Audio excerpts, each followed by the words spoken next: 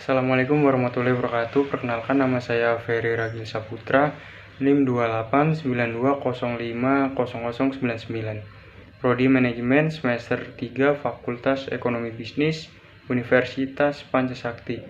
Video ini dibuat untuk memenuhi tugas UTS saya, yaitu mata kuliah Perpajakan 2 dengan dosen pengampu Bapak Muhammad Taufan Nugroho SSI MM. Dasar-dasar perpajakan, pengertian dan kedudukan hukum pajak. Pemungutan pajak di Indonesia diatur dalam Pasal 23 Ayat 2 Undang-Undang Dasar 1945. Hukum pajak bagian dari hukum publik. Hukum publik sama dengan hukum tata negara, hukum pidana, hukum administrasi. Hukum pajak bagian dari hukum administrasi. Hukum pajak ada dua macam: hukum pajak material, undang-undang pajak penghasilan, dan hukum pajak formil atau ketentuan umum dan tata cara perpajakan. Kemudian ada syarat pemungutan pajak. Yang pertama, adil. Yang kedua, sesuai Undang-Undang 1945 Pasal 23 Ayat 2, yaitu pajak harus memberikan keadilan bagi negara maupun masyarakat. Syarat yuridis, lalu tidak mengganggu perekonomian, syarat ekonomis dan efisien, syarat finansial, dan terakhir yaitu sederhana. Dasar-dasar perpajakan, yaitu pertama, kewajiban pembukuan.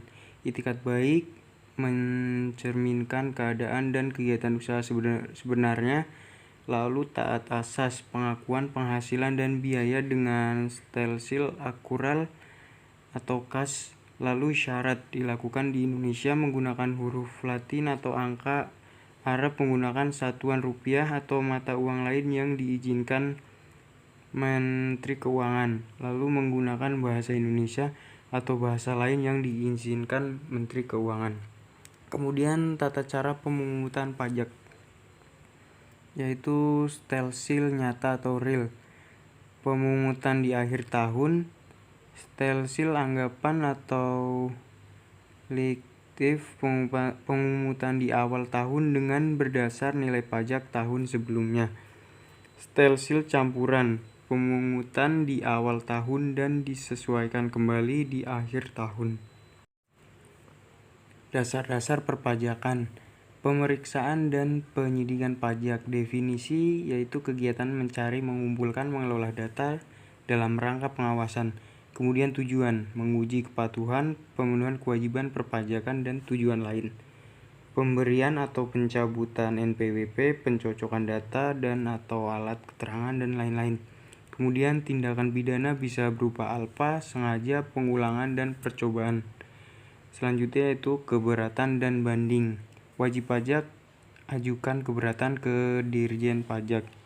Tertulis dalam bahasa Indonesia, jangka waktu 3 bulan jika tidak memenuhi syarat dan dianggap tidak dipertimbangkan bukti penerimaan surat keberatan. Keputusan dari Dirjen Pajak atau JK dalam waktu 12 bulan. Lewat dari 12 bulan dianggap SK dikabulkan. Tidak menunda kewajiban membayar pajak. Timbulnya pajak terutang. Timbul dan hapusnya utang pajak. Timbul dan hapusnya utang pajak masih menjadi perbincangan hangat di antara para praktisi. Pasalnya, belum ada penjelasan mengenai timbulnya utang pajak dalam undang-undang, sehingga terjadi perbedaan pendapat atau persepsi mengenai hal tersebut. Kemudian jenis-jenis pajak penghasilan. PPh Pasal 21. A. Pengertian PPh Pasal 21 adalah pajak atas penghasilan berupa gaji, upah, honorarium, tunjangan, pembayaran lainnya sehubungan dengan pekerjaan atau jabatan, jasa, dan kegiatan lainnya yang dilakukan oleh wajib pajak orang pribadi dalam negeri. Kemudian yang B, subjek PPh Pasal 21. Subjek pajak PPh Pasal 21 yaitu yang pertama pegawai, kemudian penerima pensiun, penerima honorarium, penerima upah, upah harian, mingguan, borongan, dan satuan. Lalu yang kelima, SP lainnya yang menerima atau memperoleh penghasilan sehubungan dengan pekerjaan atau jabatan, jasa, dan kegiatan dari pemotong pajak. Pajak penghasilan bersifat final. Pasal 15. Pasal 15 Undang-Undang Pajak Penghasilan menyebutkan tentang penetapan norma perhitungan khusus guna menghitung penghasilan neto bagi WP tertentu yang tidak dapat dihitung dengan ketentuan umum sebagaimana diatur pasal 16 Undang-Undang PPH. Penetapan norma diatur dalam Keputusan Menteri Keuangan dan ketentuan perpajakan lainnya. Pasal 16 Undang-Undang PPH mengatur cara perhitungan PPH secara umum.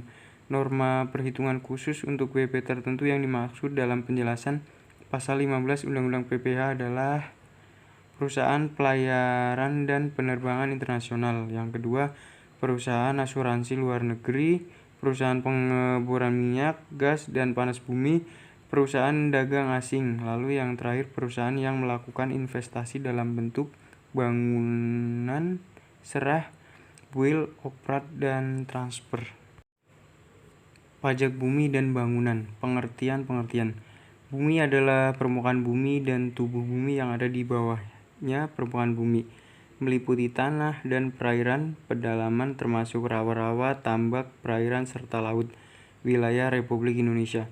Bangunan adalah konstruksi teknik yang ditanam atau diletakkan secara tetap pada tanah dan atau perairan, termasuk dalam pengertian bangunan, yaitu jalan tol, kolam renang, pagar mewah, tempat olahraga, galangan kapal, taman mewah, tempat penampungan atau kilang minyak, air dan gas, pipa minyak, kemudian fasilitas lainnya yang memberikan manfaat.